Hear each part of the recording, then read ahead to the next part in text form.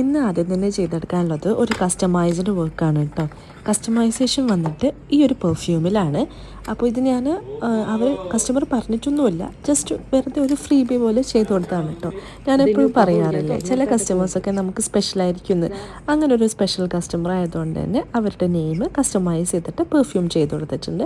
പിന്നെ അതിൻ്റെ കൂടെ ഒരു മിനി ഫ്രെയിമാണ് വന്നിട്ടുള്ളത്. പിന്നെ പാക്കിംഗ് വന്നിട്ട് ഗിഫ്റ്റ് ബാഗിലാണ്. അപ്പോൾ ഗിഫ്റ്റ് ബാഗിൽ ഇതുപോലെ വിനൈൽ സ്റ്റിക്കറൊക്കെ ഒട്ടിച്ചു കൊടുത്തു. പിന്നെ നമ്മളിതാ പെർഫ്യൂം വെച്ചു, പിന്നെ മിനി ഫ്രെയിമും വെച്ചു. രണ്ടും കൂടി ഇതുപോലെ പാക്ക് ചെയ്തിട്ടാണ് കേട്ടോ വെക്കുന്നത്.